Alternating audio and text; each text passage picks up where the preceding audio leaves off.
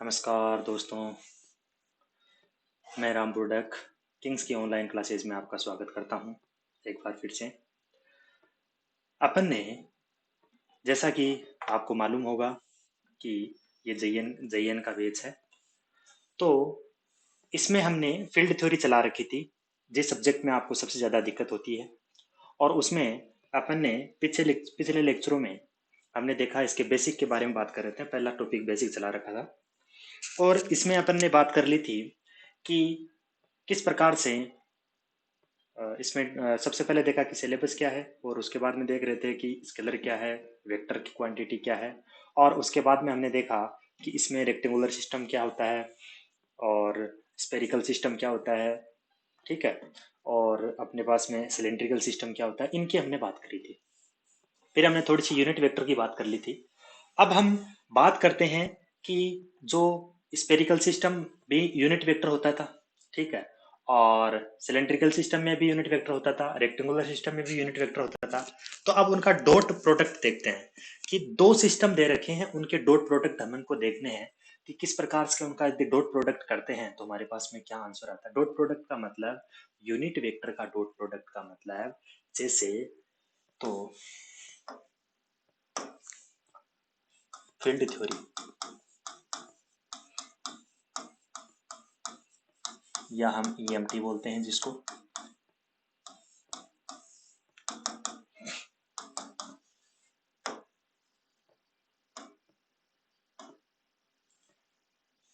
ठीक है। तो जैसे यूनिट वेक्टर का मतलब, हमारी हेडिंग क्या है, हमारी हेडिंग है डॉट प्रोडक्ट। ये EMT हो गई, फील्ड थ्योरी हो गई, ठीक है। तो इसमें अपन जो टॉपिक लेते हैं, डॉट प्रोडक्ट,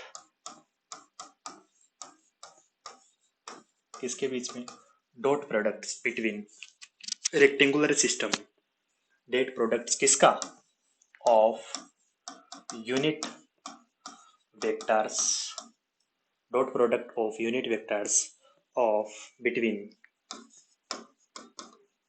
किसके बीच में, रेक्टेंगुलर एंड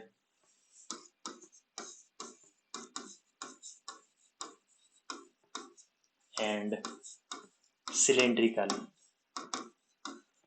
सिस्टम, ठीक है। हमने इनका जो डॉट प्रोडक्ट देख लिया था। जैसे मान लो रेक्टेंगुलर सिस्टम होता था, अकेला मान लो रेक्टेंगुलर सिस्टम होता है, तो उनके डॉट प्रोडक्ट की हमने किस प्रकार बात की। जैसे मान लो अकेला क्या होता था अपने पास में, अकेला मान लो रेक्टेंगुलर सिस्टम है, रेक्टेंगुलर सिस्टम है। इस रेक्टेंगुलर सिस्टम में मुझे एक बात बताओ, इसका जो किसी भी रेक्टेंगुलर सिस्टम में किसी भी यूनिवर्स में किसी पॉइंट को हमें दिखाना है, तो उसके कोऑर्डिनेट क्या होते हैं, x comma y comma z, x comma y comma Z, ठीक है। ओके, इसमें यूनिट वेक्टर की बात करते हैं तो ए एक्स, ए वाई और ए जेड, ठीक है। तो हमने डॉट प्रोडक्ट की बात करी थी कि A x into A Y, समझ में आ रही बात, ठीक है। ये जो डॉट प्रोडक्ट है यूनिट वेक्टर का, अब अपन ने इसको मालूम है कि ए का यूनिट वेक्टर का डॉट प्रोडक्ट तो हमें मालूम है, लेकिन अब हमें क्या करना है, डॉट प्रोडक्ट आ जाए किसका, रेक्टेंगुलर सिस्टम और सिलेंड्रिकल सिस्टम, इन दोनों को आपस में यदि हमें डॉट प्रोडक्ट करना हो, तो उस कंडीशन में हमें क्या करना होगा, इस बात का हमें किस प्रकार से कैलकुलेशन करते हैं हम इसको देखते हैं, ठीक है। तो ध्यान से देखना है दोस्तों, क्या होता है इसमें और किस प्रकार से ये सिस्टम होता है, मैं उसकी बात करूंगा, ठीक है। तो देखो, इसको एक चार्ट से समझते हैं, ठीक है। ये थोड़ी इसकी जगह कम पड़ेगी, इसलिए जगह कम पड़ने की वजह से अपन क्या करते हैं, इसको नेक्स्ट पेज में ले लेते हैं। चल, इधर मैं एक चार्ट बना देता हूं, जिसमें इधर तो मैं क्या ले लेता हूँ, सिलेंड्रिकल सिस्टम के यूनिट वेक्टर ले लेता हूँ, और इधर रेक्टेंगुलर सिस्टम के यूनिट वेक्टर ले लेता हूँ। कोई फर्क नहीं पड़ता, यहाँ पर सिलेंड्रिकल ले लो, यहाँ पर किसके ले लो, रेक्टेंगुलर, ठीक है। तो यदि मैं ऐसा करता हूं तो क्या होगा, ये ए एक्स है और ये ए वाई है और ए जेड है, ये तो किसका हो गया, रेक्टेंगुलर के यूनिट वेक्टर हो गए। अब हमें लेने किसके हैं, यूनिट वेक्टर किसके लेने हैं, सिलेंड्रिकल सिस्टम के यूनिट वेक्टर। अब मुझे एक बात बताओ, सिलेंड्रिकल सिस्टम में पॉइंट क्या होता है दोस्तों? रो कोमा फाई कोमा जेड। तो इनके यूनिट वेक्टर क्या होते थे दोस्तों? जो यूनिट वेक्टर होते थे इनके, वो होते थे ए रो, ए फाई और ए जेड। ए रो, ए फाई और ए जेड। ठीक है, अब सुनो ध्यान से। जैसा कि ये ऐसा हो गया, तो अब मैं क्या करूं?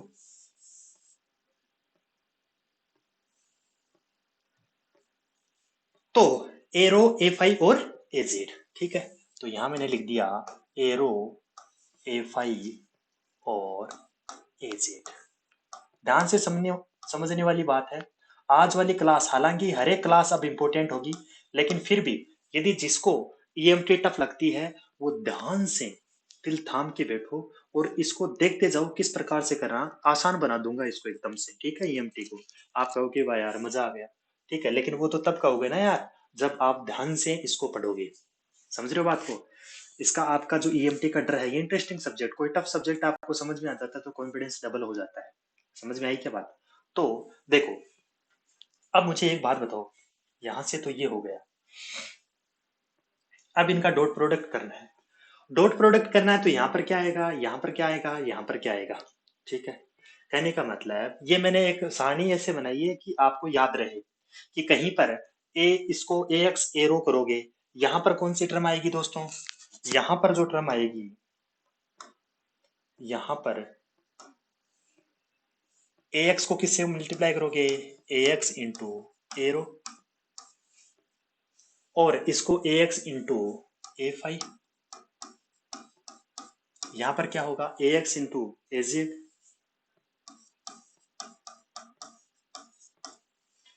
अब यहां देखो, ए वाई, थोड़ा सा इसको थोड़ा नीचे लिख लेते हैं दोस्तों। यहां पर ए वाई इंटू ए रो, फिर यहां पर देखो ए वाई इंटू ए फाइव। भाई डॉट प्रोडक्ट करना है, एक रेक्टेंगुलर का ले लिया और किसका, एक सिलेंड्रिकल का ले लिया, और यहां पर क्या हो जाएगा दोस्तों? ए वाई इंटू ए जेड। चलो यहां बताओ, यहां पर मुझे ये करो, ए जेड इंटू एरो, इधर से ए जेड इंटू एरो, और ए जेड इंटू ए फाइव। फिर देखो ए जेड इंटू ए जेड। अब यहाँ जेड जेड से कंफ्यूज हो रहे हो आप कि ये तो जेड का पहला सिस्टम दे रखा है जो रेक्टेंगुलर सिस्टम है, ये है, और ये जो सिस्टम है जेड, ये दूसरे सिस्टम का, किसका? रेक्टेंगुलर सिस्टम का जेड है, सॉरी उसका सिलेंड्रिकल सिस्टम का। तो मैं आपको ये बोल देता हूं, क्या बोल देता हूं, कि यहां पर ये तो क्या है? फर्स्ट, और इसको मान लेता हूं मैं सेकेंड। समझ रहे हो बात को? अब आप देखो, थोड़ा सा पीछे चलो वापस। मैं क्या करता हूं, यहां पर वो सिस्टम बना देता हूं, कौन सा? जो हमने तीनों को सिस्टम को लास्ट में बनाया था। ये यहां पर क्या था दोस्तों? यहां पर था जेडो, और यहां पर था वाई, और यहां पर है दोस्तों एक्स। ये हो गया। अब मुझे एक बात बताओ, मैं क्या करता हूं, इसको, ये क्या हो गया? एक्स। फिर ये y, इस पॉइंट पर पहुंचने के लिए हमें क्या? y। थोड़ा सा और आगे चल लेते हैं, और फिर यहां पर t, x comma y comma z, इस तरफ चलने के लिए क्या हो गया? z हो गया। अब फिर ये तो किसका सिस्टम था? Rectangular system. और फिर हम किसकी बात करेंगे? रेक्टेंगुलर सिस्टम, फिर हम बात करते हैं, मैं ये कहूं रेक्टेंगुलर सिस्टम, और ये सिलेंड्रिकल सिस्टम में ये रो लेते थे, और ये एंगल एक्स एक्सिस और रो लाइन के बीच में एंगल कितना हो गया था? फाइव। फिर हमें स्पेरिकल सिस्टम में आते थे। स्पेरिकल सिस्टम में ये ओरिजिन से इस पी पॉइंट की, यानी कि कहने का मतलब यहाँ पर वो कौन सा पॉइंट होता था? रो कोमा फाइव कोमा जेड, किसमें? सिलेंड्रिकल में। अब हम बात किसकी करेंगे? अब हम बात करते हैं एक्चुअली, किसकी बात करें? अब हम बात करते हैं स्पेरिकल सिस्टम की। तो स्पेरिकल सिस्टम की हम बात करते हैं तो उसमें ये आर ऑफ था, यानी पी पॉइंट है r comma theta comma five. अब आर तो क्या था दोस्तों? ये था, रेडियस ऑफ स्फीयर, और जेड ऑफ एक्सिस से एंगल बनाता था थीटा। तो ये हमारे पास में क्या होता था, सिस्टम हुआ करता था। इसी से सारे को समझते हुए चलना है और कुछ भी नहीं करना। मैं एक एक पॉइंट को बताऊंगा, पहले उनको समझाऊंगा ध्यान से, और फिर इनको प्रॉपर तरीके से अपन लिख लेंगे। ठीक है, तो चलो ठीक है, ये हो गया। अब देखो ध्यान से, मुझे एक बात बताओ, यहां पर अक्स बराबर क्या हुआ करता था? अक्स बराबर क्या होता था, रो कोस ऑफ फाई, और वाई बराबर रो साइन ऑफ फाई। ये हम ऑलरेडी पढ़ के आ चुके हैं। जेड बराबर क्या होता था, पीछे वाले नोट्सों में देखो, है ना। तो एक्स बराबर रो कोस ऑफ फाई, वाई बराबर रो साइन फाई, जेड बराबर जेड। एक चीज और, जहां पर यानी कि डॉट प्रोडक्ट हमने किया था, तो उसमें ये देखा था कि A x into A x क्या होता था भाई। डॉट प्रोडक्ट का मतलब ए एक्स का मैग्नीट्यूड इंटू ए एक्स का magnitude into cos of angle between. तो अक्स और अक्स के बीच में एंगल कितना होता था, जीरो। डॉट प्रोडक्ट आपको मालूम है, तो ए एक्स इंटू ए एक्स की वैल्यू क्या होती थी, यूनिट वेक्टर की वैल्यू वन होती है, तो वन इंटू वन तो वन हो गया। तो ए एक्स इंटू ए एक्स की वैल्यू क्या होती थी, वन। जो पैरेलल है उनका यूनिट वेक्टर को जब मल्टीप्लीकेशन करोगे तो उनकी वैल्यू क्या आएगी, वन आएगी। एक बात, चलो कोई बात नहीं, ये तो हो गई बात। फिर यदि मैं करता हूं क्या, कि यदि ये ए एक्स इंटू ए एक्स हो गया, फिर मैं क्या करता हूं, अक्स और वाई, अक्स वाई यानी कि A x perpendicular A Y perpendicular A Z, A x perpendicular A Y perpendicular A Z हो गया। तो अब मुझे एक बात बताओ, यहां से ए एक्स और ए वाई को dot A Y, that means इनका फॉर्मूला क्या होता है, A X dot A Y multiply into cos of इनके बीच में एंगल। बताओ एंगल कितना है, 90। तो कोस 90 की वैल्यू क्या होती है, जीरो। मैं यहां से यही समझाना चाह रहा हूं बस, मैं आपको यही समझाना चाह रहा हूं, जो दो यूनिट वेक्टर परपेंडिकुलर हैं तो उनका डॉट प्रोडक्ट क्या आएगा, जीरो। और यदि दो यूनिट वेक्टर पैरेलल हैं तो उनका यूनिट वेक्टर क्या आएगा, वन। ठीक है, तो ये हमारे पास में क्या होता है, सिस्टम होता है। ये हमारे पास में क्या होता है, सिस्टम होता है। तो इसी सिस्टम को लेके चलते हैं, तो अपन को किस प्रकार से करना है वो सारी चीज देखते चलो। देखो, सबसे पहले ए एक्स इंटू एरो, ए एक्स इंटू एरो। तो ए एक्स इंटू एरो करोगे तो उस कंडीशन में आप क्या करो कि ए एक्स इंटू एरो, तो यहां से याद रखो ये वैल्यू क्या आ जाएगी, कोस ऑफ फाइव। तो यहां पर जो वैल्यू आएगी वो क्या आएगी, कोस ऑफ फाइव। मैं याद करने का तरीका बता रहा हूं कि किस प्रकार से याद रख सकते हो। अक्स और एरो आया, उस कंडीशन में क्या आ जाएगा, कोस ऑफ फाइव आ जाएगा। फिर बताओ ए वाई इंटू एरो, वाई और रो, मैं याद करने का सिर्फ तरीका बता रहा हूं, क्या आ जाएगा, sine of five, sine of five. अब यहां आओ, एजेड इंटू एरो। अब देखो, बस एक ही चीज देखो, ये दो में आपको नहीं निकाल पाओगे, इनकी प्रोसेस आपको नहीं समझ में आएगी। समझ में क्यों नहीं है, समझ में आ जाएगी, लेकिन अपन को जरूरत नहीं है किस प्रकार के A x into arrow cos five into research पे नहीं जाना है अपन को। ठीक है, तो cos five into sine five. A Z into arrow, ऐसा याद रखो, यदि दो यूनिट, दो के अलावा दो यूनिट वेक्टर आपके पास में पैरेलल हैं तो उनका पैरेलल होने पर उनका डॉट प्रोडक्ट क्या आ जाएगा, वन। और यदि परपेंडिकुलर हैं तो उनका यूनिट वेक्टर, इनका डॉट प्रोडक्ट क्या आ जाएगा, जीरो आ जाएगा। बस ये चीज आप क्या कर लो, गांठ बांध लो। तो जब आपने इस चीज की गांठ बांधी, तो अपन को क्या करना है, a z into a rho, a z into a rho. जैसा ही एजेड इंटू एरो आएगा, तो मुझे एक बात बताओ, एजेड इंटू एरो कहाँ है, एजेड तो कहाँ है, ये वाला। अब रो क्या है, ये वाला। क्या इनके बीच में एंगल कितना है, सर जी समझ में नहीं आ रहा। अब इनके बीच में एंगल हमारे को पता ही नहीं चल रहा है, तो आप इसको 3D में इमेजिन करो। 3D में किस प्रकार इमेजिन करोगे, जैसे मान लो कि ये एक बुक ले लेते हैं, चलो ठीक है।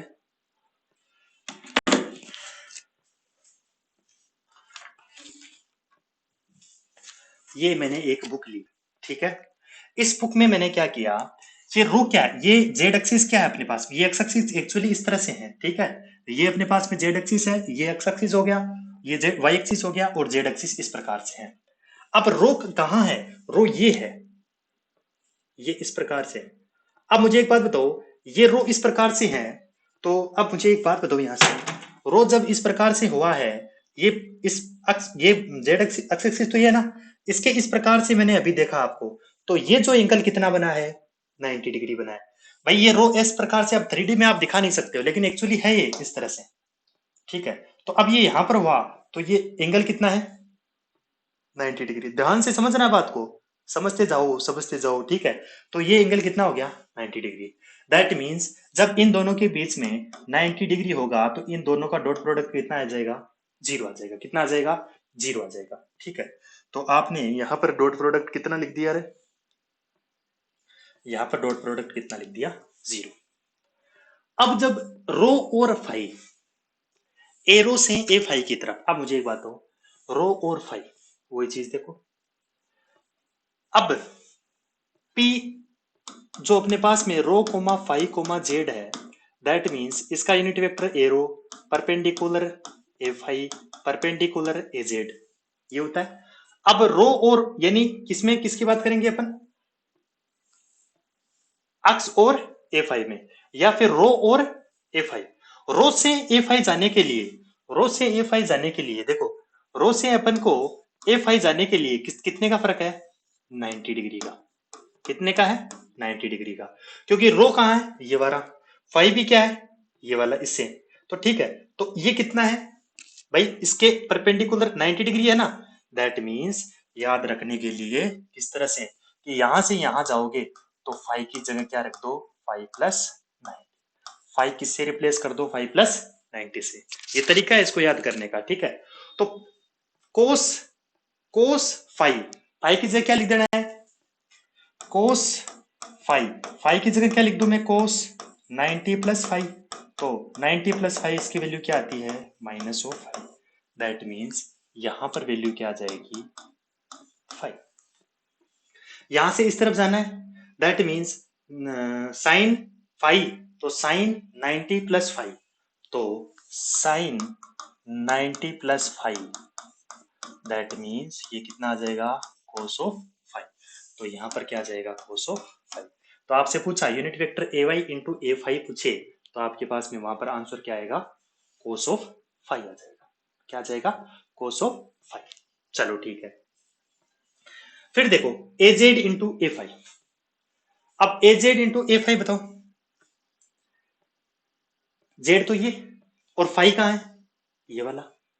अब मुझे एक बात बताओ, ए Z into a five, Z और ए फाइव देखो, arrow into a five into a Z, five और जेड के बीच में कौन सा साइन है, परपेंडिकुलर। तो ए फाइव और एरो, ए फाइव सॉरी ए जेड इंटू एरो, रो कोमा फाइव कोमा जेड। तो फाइव और जेड में एंगल कितना, वाई और जेड में एंगल कितना, अच्छा वाई और जेड है क्या, चलो कहाँ चल रहे थे, हाँ जेड और फाइव में एंगल कितना। तो जेड और फाइव में एंगल हमने देखा कितना, 90 डिग्री। जब 90 डिग्री है तो इसका आंसर कितना आएगा, 0। अब यहां चलो a x into a z. अब एक्स वाई और जेड,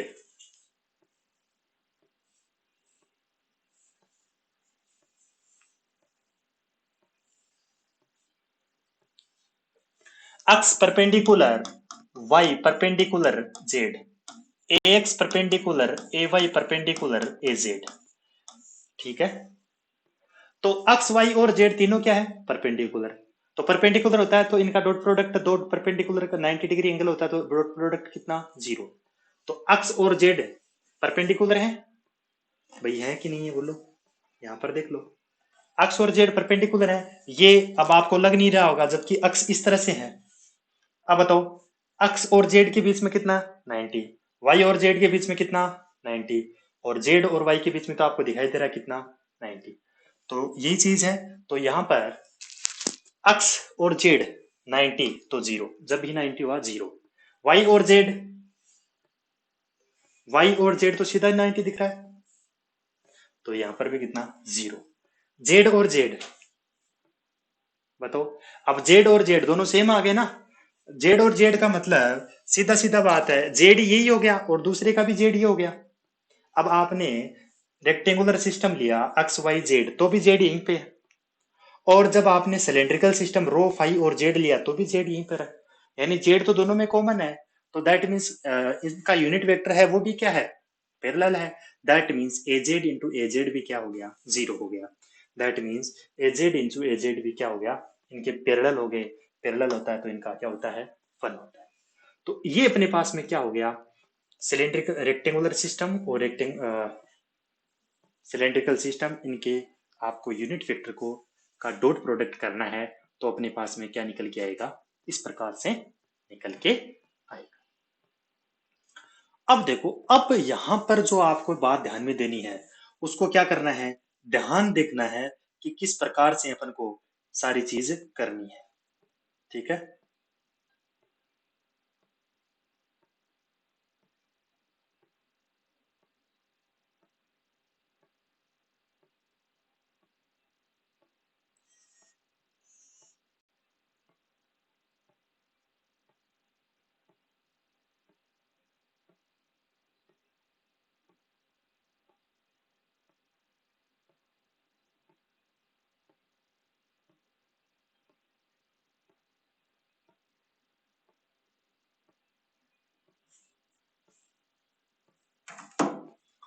चलो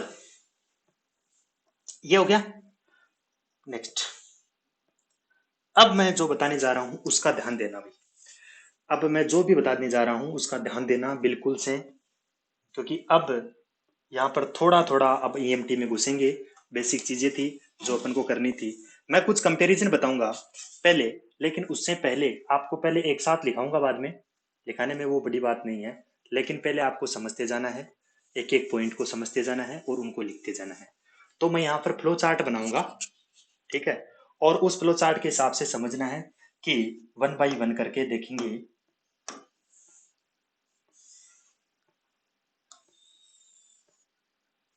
ठीक है, ओके। अब तीन इसमें पार्ट बनाते हैं थोड़ा सा।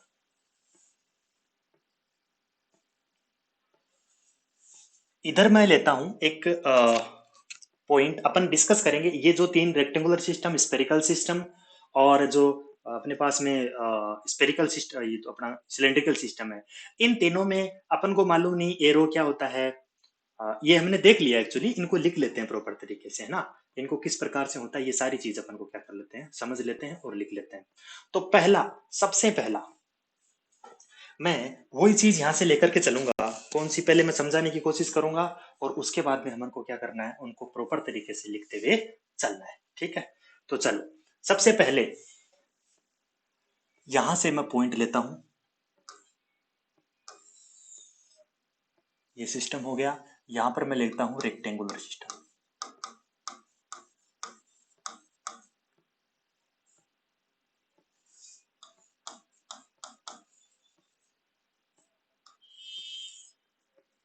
ये रेक्टेंगुलर सिस्टम हो गया।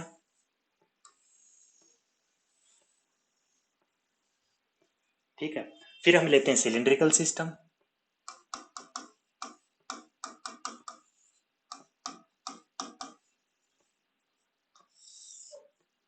फिर हम लेते हैं स्पेरिकल सिस्टम।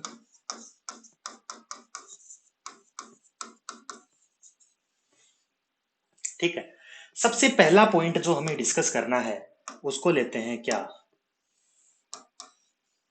ठीक है, सबसे पहला पॉइंट जो हम लेते हैं वो लेते हैं कि general point which represents, general point which represents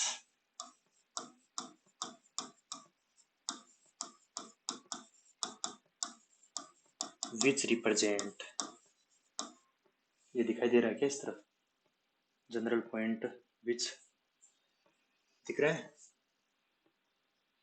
ठीक है, रिप्रेजेंट्स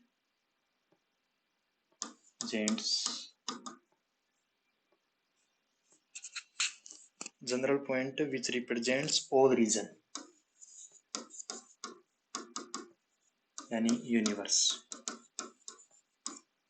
ठीक है, general point which represent all regions, कहने का मतलब वो पॉइंट जो रेक्टेंगुलर सिस्टम में वो पॉइंट जो जिस पूरे यूनिवर्स को बताता है, ठीक है। और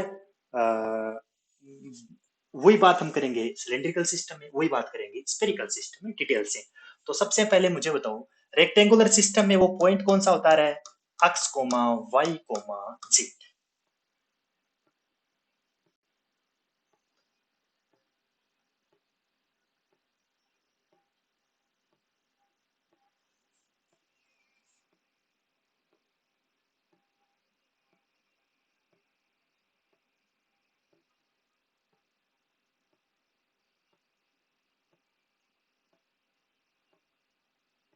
ठीक है,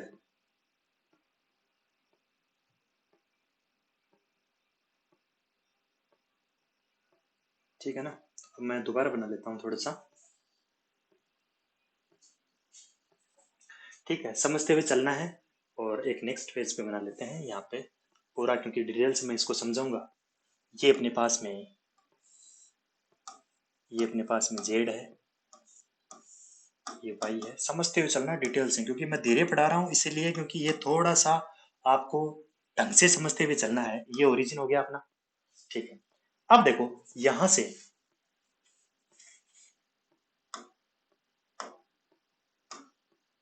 मैं इस पी पॉइंट को लेके चलता हूँ, ये एक्स हो गया। फिर हमें वाई की तरफ चलना है,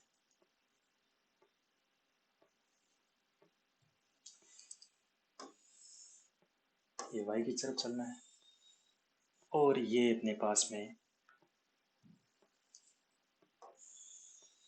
ये पी पॉइंट की तरफ रेक्टेंगुलर सिस्टम में x comma y comma Z.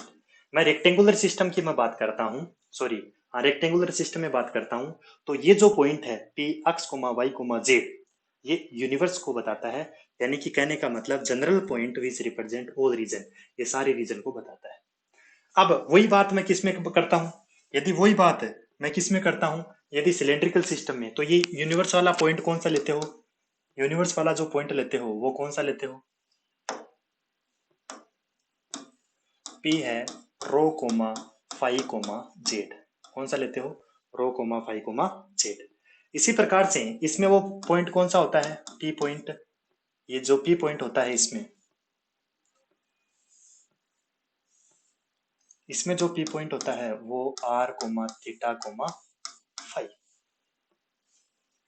Are comma theta comma phi.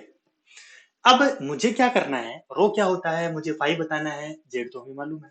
चलो यहां पर फिर, ये तो किसमें हो गया? सिलेंड्रिकल सिस्टम, रेक्टेंगुलर सिस्टम में। सिलेंड्रिकल सिस्टम में क्या होता है भैया? सिलेंड्रिकल सिस्टम में ये हम क्या ले चलते हैं? रो लाइन। और ये एक्स एक्सिस और रो लाइन के बीच में एंगल कितना हो गया? फाइव। अब बोलोगे सर हमें तो क्या बताओ, हमें तो बताओ कि क्या रेक्ट स्पेरिकल सिस्टम में ये क्या है? आर, और जेड एक्सिस से जो एंगल बनता है वो बनता है थीटा। वो क्या बनता है? थीटा बनता है। ये एंगल बनता है थीटा।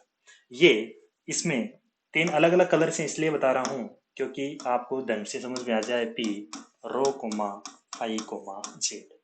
और ये है उसमें किसमें? स्पेरिकल से।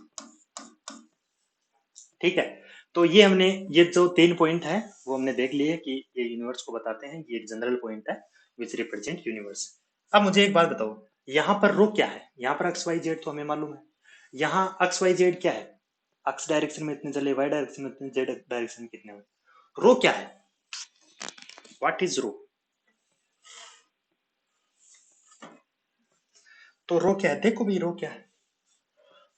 रो है, ये जब इसको, ये इस तरह से है पॉइंट, अब जब ये फाई एंगल से घूमेगा पूरा इस प्रकार से, तो ये क्या है? Radius of circle. ये घूमेगा तो इस प्रकार से क्या बनाएगा? एक सर्किल बनाएगा।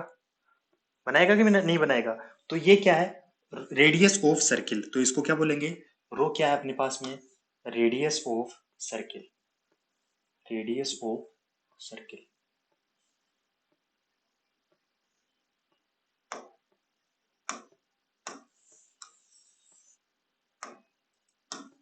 रो क्या है? रेडियस ऑफ सर्किल बोल सकते हो, या क्या बोल सकते हो उसको, रेडियस ऑफ सर्किल बोल सकते हो, या फिर हम इसको बोल सकते हैं क्या, रेडियस ऑफ सर्किल बोल सकते हो। लेकिन ये फाई एंगल भी चलेगा, तो उस कंडीशन में ये जेड एक्सिस भी वेरिएबल है, तो एक वो क्या हो गया, रेडियस ऑफ सिलेंडर भी हो जाएगा इसका। यानी यदि जेड कांस्टेंट है उस कंडीशन में अभी देखेंगे, जो सरफेस है वो अपने पास में क्या है, वो क्या है, सर्किल बनेगा। तो ये रेडियस सर्किल की भी हो सकती है, और किसकी होगी, किसकी होगी, सिलेंडर के लिए भी होगी, क्योंकि जेड एक्सिस के अक्रॉस इस तरह से चलेगा। ठीक है, तो रेडियस ऑफ सर्किल और सिलेंडर। ठीक है, अब मुझे फाई बताओ, फाई क्या है, फाई जो है बताओ, फाई एंगल है किस किस के बीच में, एक्स एक्सिस और किसके बीच में, रो लाइन के बीच में। तो लिख दूंगा मैं, phi is angle between x axis and rho line के बीच में क्या है, एंगल। तो लिख दो phi angle between x axis and rho line, x axis and rho line. चलो, अब हमें जेड की बात करनी है, तो जेड तो वही है, एक्स वाई जेड का तो हमें मालूम है। ठीक है, उनकी तो हम जो डिफरेंट है उनको लिख रहे हैं। ठीक है, अब हम आ जाओ यहाँ पर, आर क्या है बताओ, स्पेरिकल सिस्टम में आर क्या है। ये जो आर है ये किसकी रेडियस है, ये किसकी रेडियस है,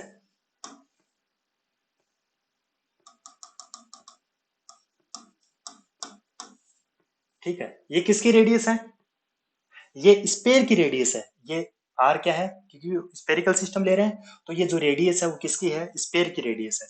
तो आर क्या है, r is the radius of sphere, r क्या है, radius of spare,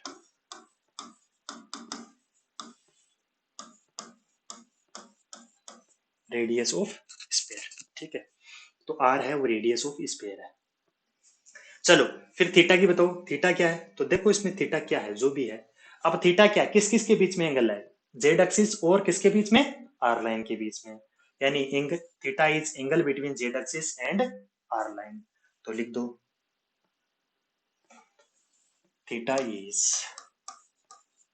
angle between z axis and किसमें, आर लाइन। ठीक है, यानी angle between z axis and r line. ठीक है, चलो नेक्स्ट,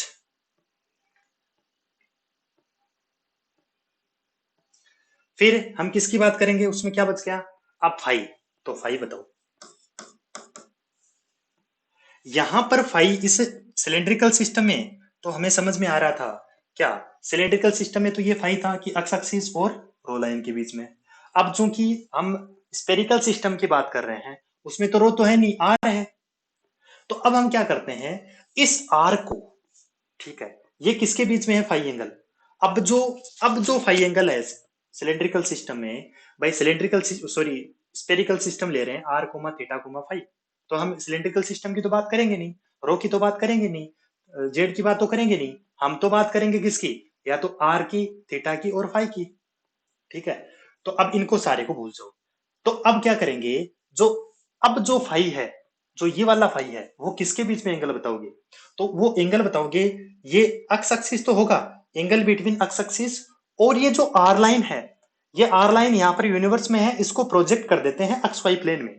कहने का मतलब, जैसे ये इस तरह से है, ये क्या है, ये मान लो जेड एक्सिस है, ये जेड है, सॉरी ये एक्साइज है, इधर वाला कौन सा पार्ट है, एक्स एक्सिस है, और इधर वाला कौन सा है, वाई एक्सिस। तो अब जो ये एक्स वाई प्लेन हो गया, ये किसका कौन सा हो गया, एक्स और हो गया वाई प्लेन। तो ये जो वाला पूरा सरफेस है वो कौन सा हो गया, एक्स वाई प्लेन हो गया।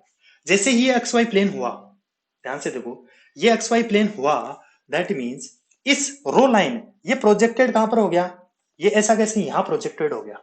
ठीक है, तो ये कहा क्या हो गया अपने पास में, r line projected on x y plane. और ये क्या है, ये क्या है अपने, ये क्या है बताओ, इस तरह से मान लो, ये तो अपने पास में ये इस तरह से था, ठीक है, ये इस तरह से था। अब ये हमने एक्स वाई प्लेन पे प्रोजेक्टेड कर दिया, कर दिया। अब जब आपने इसको प्रोजेक्टेड कर दिया, दैट मीन्स अब जो ये फाई एंगल है वो किसके बीच में है? ये एक्स एक्सिस हो गया, ठीक है।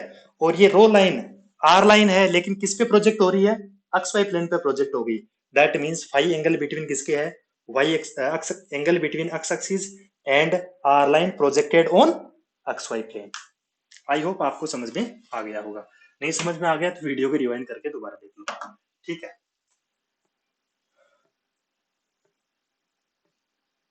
चलो, तो यहां क्या लिखूंगा मैं, बताओ जरा, कि फाई एंगल कहाँ है? एंगल बिटवीन एक्स एक्सिस और and r line projected on x y plane. चलो यहां लिख दो, यानी एंगल बिटवीन किस किस के बीच में? एंगल बिटवीन, हाँ, एक्स एक्सिस एंड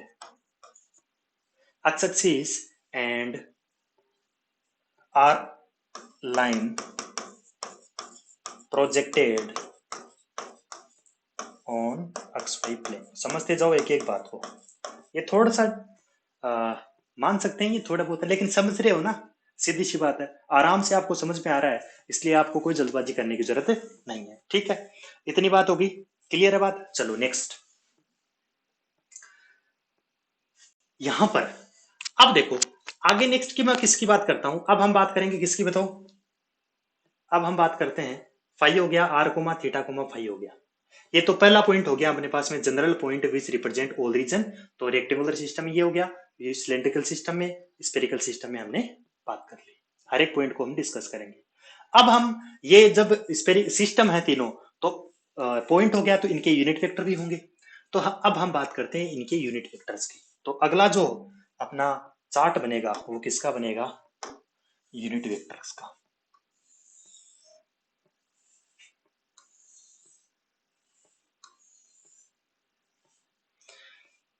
ठीक है,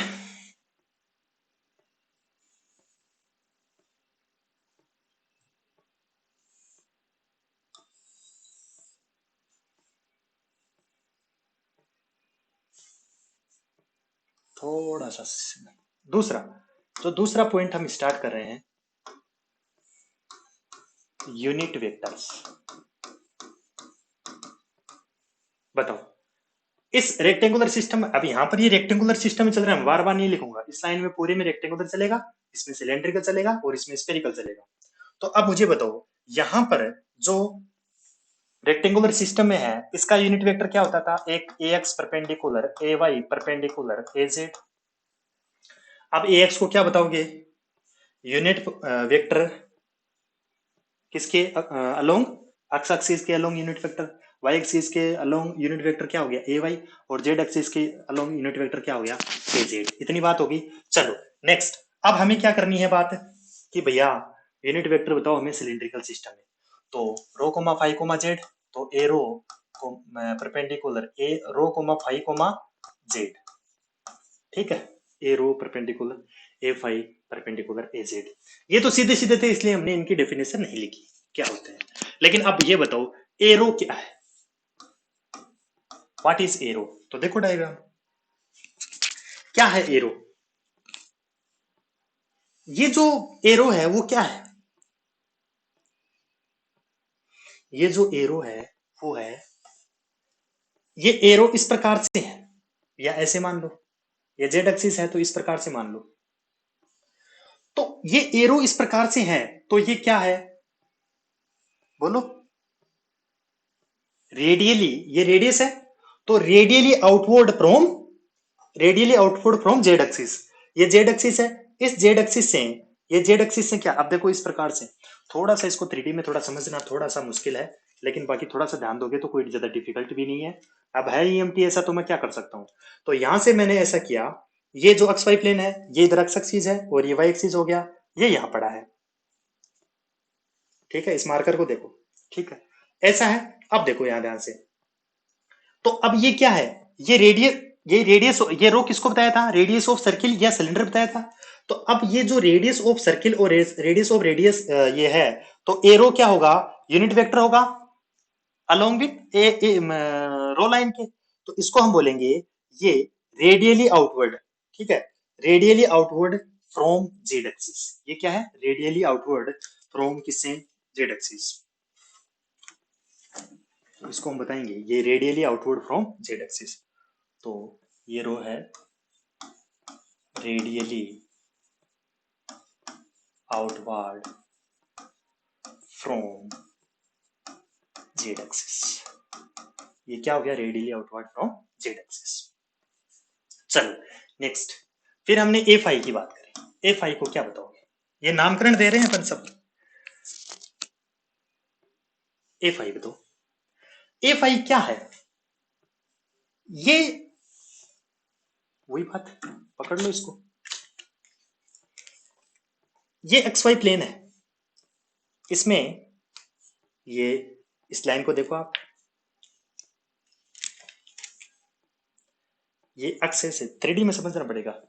ये यहां पर क्या है? यहां पर मैं रख देता हूं इसको। यहां पर ये कौन सी है? एक्स एक्सिस, ये वाई एक्सिस। ये रखने पर ये डिजिटल बोर्ड का ये भी कहानी है। अपना वो बोर्ड यहाँ पर याद आता है ना, पर क्या करें, डिजिटल की डिमांड है तो कर भी नहीं सकते कुछ।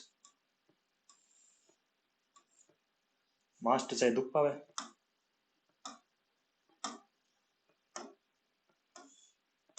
ठीक है, देखो जरा, देखो जरा, देखो भैया, ये क्या है? एक्स एक्सिस हो गया, ये अपने वाई एक्सिस हो गया, ये यहां पर क्या होगी? रो लाइन हो गई। अब हमें निकालना क्या है?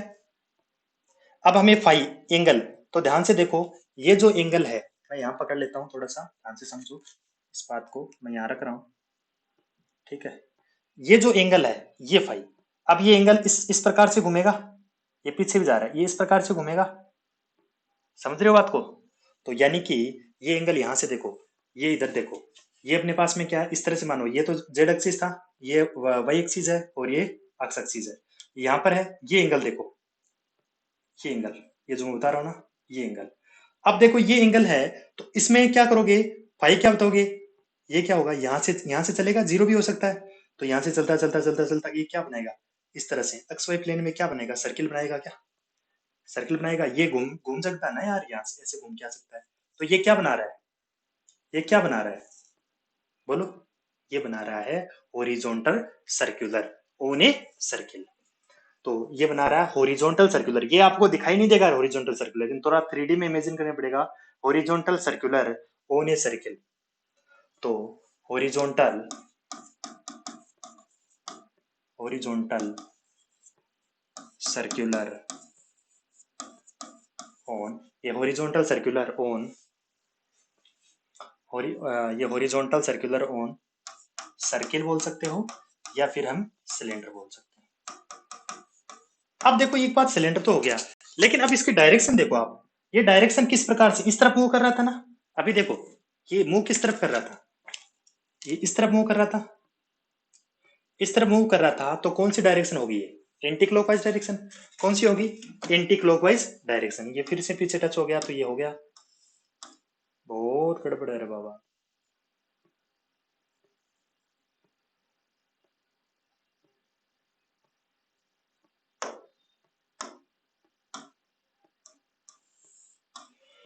ठीक है, तो ये अपने पास में क्या हो गया रे?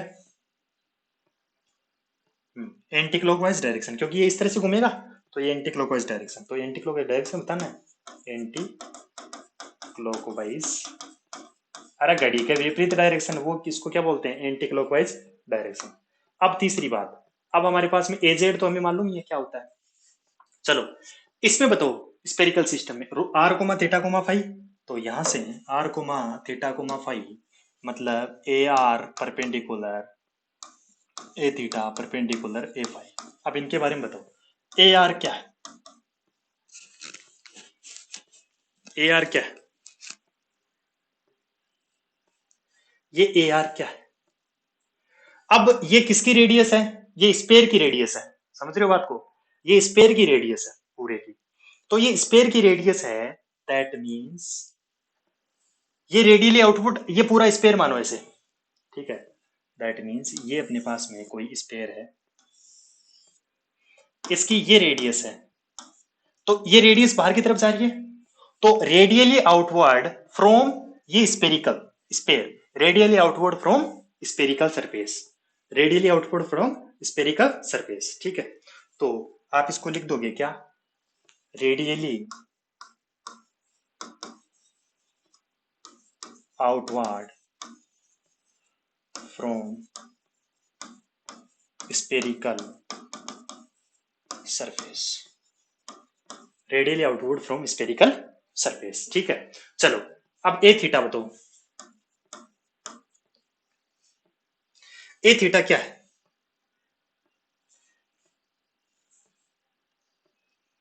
थीटा एंगल क्या है,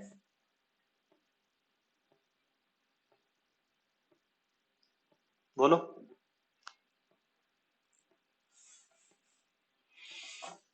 ए थीटा, अब ये क्या है, मुझे एक बात बताओ, पहली बात तो ये क्या है, तो इसका, इसको ए थीटा को क्या बोलोगे, ये इस तरह से चलेगा, ये रो आर इस प्रकार से है ना, तो इस प्रकार से चलेगा, तो ये इस प्रकार से पूरा बनेगा, तो बनाएगा तो क्या सर्किल, ये बनाएगा तो क्या सर्किल, लेकिन कौन सा सर्किल बनाएगा, वर्टिकली सर्किल बनाएगा, कौन सा बनेगा, वर्टिकली सर्किल बनेगा, तो वर्टिकली सर्किल इन, अब डायरेक्शन कौन सी होगी, downward direction, downward direction, that means इसकी डायरेक्शन कौन सी होगी, ए थीटा की डायरेक्शन कौन सी होगी, डाउनवर्ड डायरेक्शन में हो जाएगी। ठीक है, तो ये वर्टिकल सर्कुलर बनाएगा, इस प्रकार से घूमेगा, दैट मीन्स ये सर्किल तो कौन सा बनेगा, vertical circular, vertical, vertically circular own a spherical, vertical, vertically circular on spherical, vertically circular on spherical surface in downward direction। ठीक है, ये क्या हो गया, डाउनवर्ड डायरेक्शन। अब बताओ फाई, फाई के बारे में बताओ, अब ये फाई, अब ये तो बनाएगा तो हॉरिजॉन्टली सर्कुलर ही बनाएगा, लेकिन पहले क्या था, पहले इसमें रो कोमा फाई में ये सर्किल में ही था, ओन ए सर्किल या सिलेंडर, अरे पहले क्या था, सिलेंड्रिकल सिस्टम था, तो ये सिलेंड्रिकल सिस्टम है अपना, इसमें जो ए रो होता है उसकी डायरेक्शन एंटी क्लॉकवाइज देखा, इस प्रकार से ए फाइव, ये ए फाइव, ए फाइव। अब हम बात करते हैं किसमें,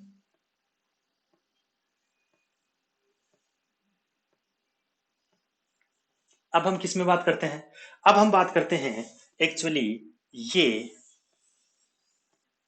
ये स्पेयर है, दिख नहीं रहा तो कोई बात नहीं है, इसमें जो, अब ए फाइव की जो बात करते हैं ये स्पेरिकल सिस्टम है, ए फाइव में ये जो है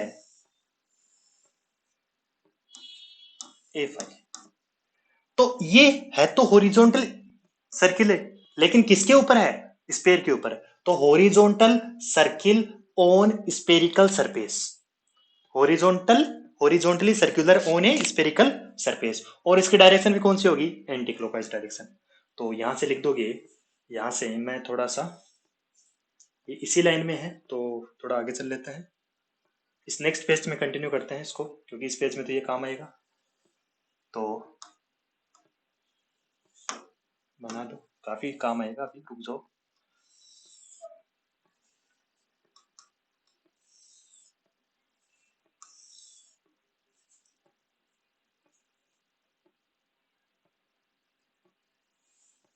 भाई इस सब्जेक्ट में ध्यान से समझते चलना है, यदि मैं फ्लो ज्यादा बनाऊंगा तो आपको समझ में नहीं आएगा, इसलिए आराम आराम से चल रहा हूँ। ठीक है, तो चलो यहां से, कोई बात नहीं, तो ये तो किसमें हो गया, सिलेंड्रिकल में। अब ए फाइव, तो ये क्या हो जाएगा, horizontally circular on spherical surface, A five जो है,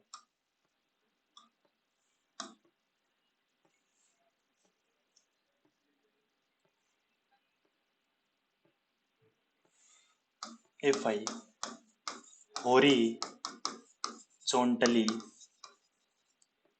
circular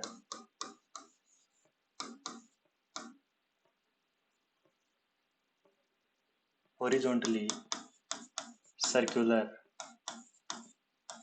on horizontally circular on किस पे? Spherical surface.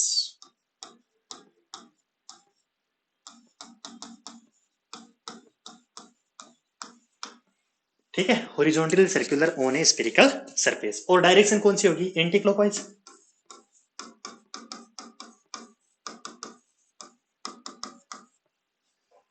Anti clockwise direction. तो यहां पर जो है इस सर्किल को यहां पर बना भी लेना है, इस सर्किल को यहां पर बना भी लेना है।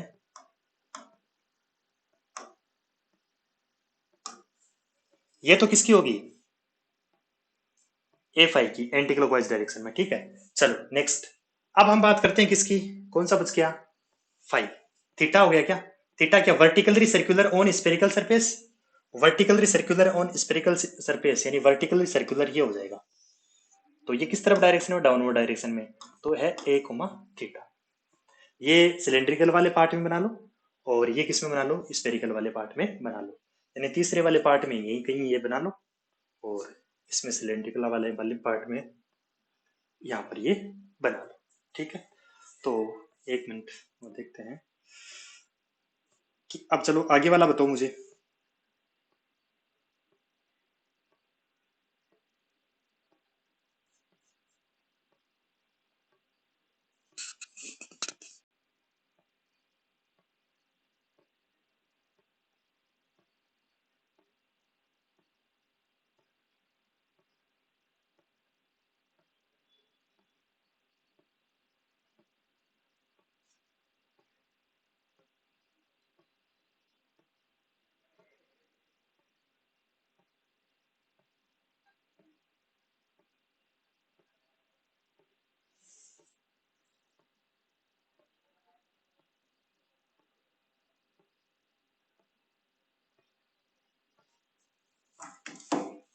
चलो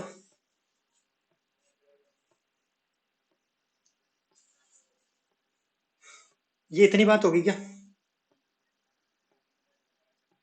अब चलो तीसरा पॉइंट कौन सा लेंगे? तीसरा पॉइंट बात करते हैं, ध्यान से समझना इस बात को। शेप ऑफ द, तीसरे पॉइंट की हम बात करेंगे। ये पूरे हो गए तीन। ठीक है, अब तीसरा पॉइंट हम स्टार्ट करते हैं। Shape of the surface.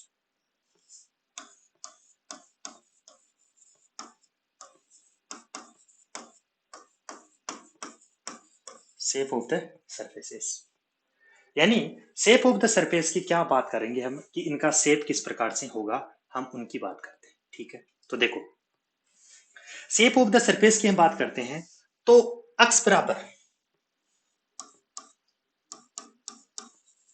Constant.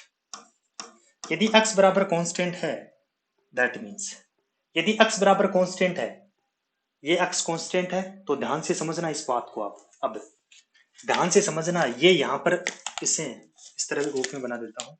चलो ये यहाँ पर ये अपने काम आएगा, कोई बात नहीं है, जो भी है अपना इंस्ट्रूमेंट यहाँ पड़ा है। चलो ये अपने पास में क्या है? अक्स एक्सिस है। ध्यान से देखना, ये आपकी तरफ लग नहीं जाए, यदि जो नहीं पड़ेगा ये उसके लग जाएगा। तो देखो ये अपने पास में क्या है? अक्स एक्सिस। तो ये एक्स एक्सिस है, ये वाई एक्सिस है और ये जेड एक्सिस है। मैं क्या करता हूं, अक्स बराबर कांस्टेंट।